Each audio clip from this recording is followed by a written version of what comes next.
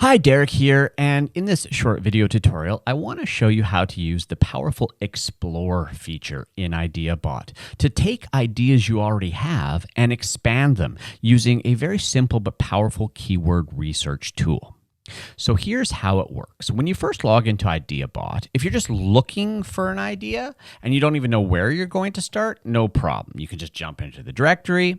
You can choose a category. So I've chosen animal health here, and maybe I choose dog diseases. Okay, now there is a very powerful button beside each one of these categories. It looks a little sign here, and that's our Explore button.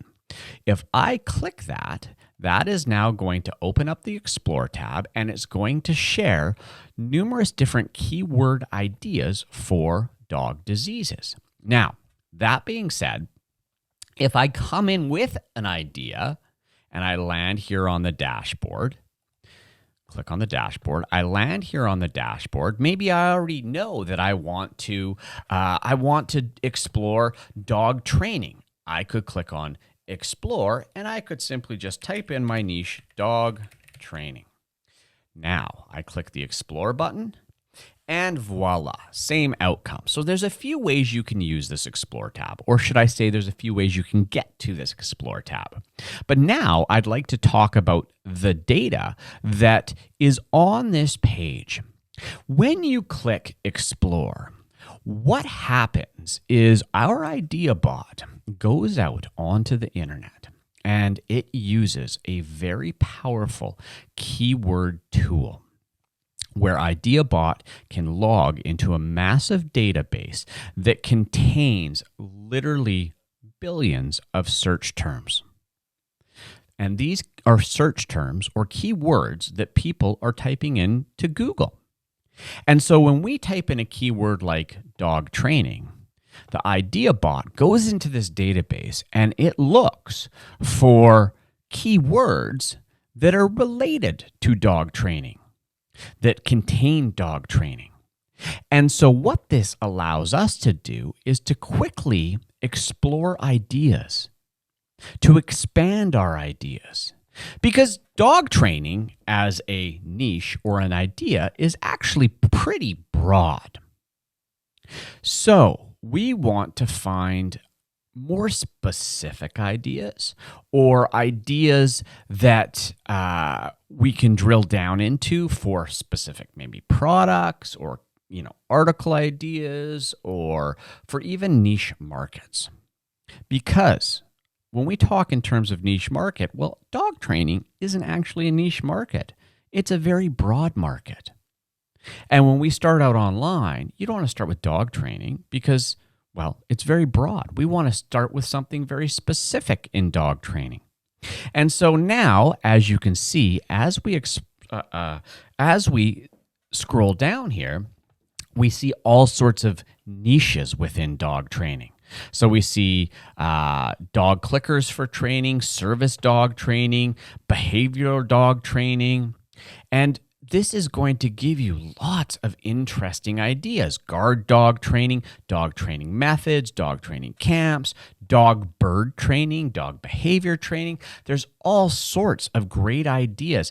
In fact, there's 100 different ideas in here. Now, let's say that I wanted to drill down even further and explore these further. No problem. I can do exactly that by choosing a keyword. So if I take dog behavioral training and I click on the little sign here, now, again, the IdeaBot runs out into the database and it pulls back data on dog behavioral training.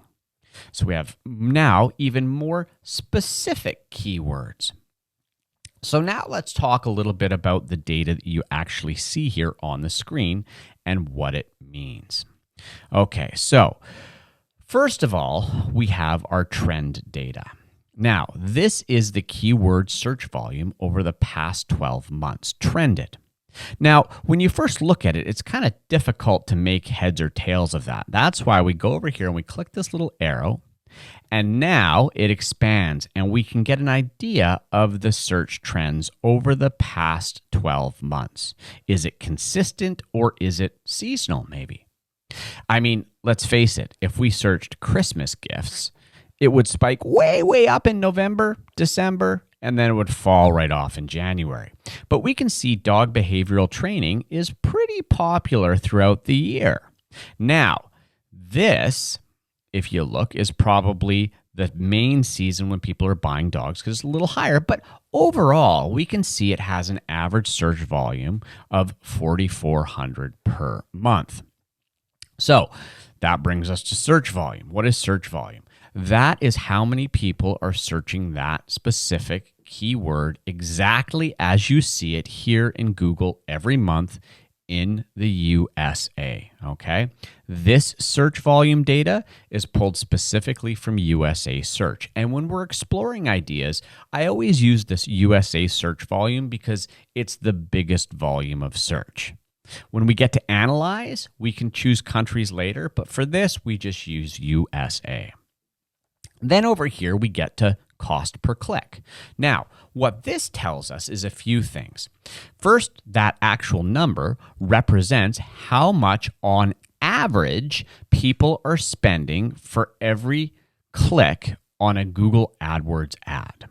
So if you went to Google and you ran an AdWords ad for the term behavioral dog training, the average cost you could expect to spend is $3.94 and approximately a half cents. So what does that tell us? Well, that tells us that actually has some pretty good commercial value.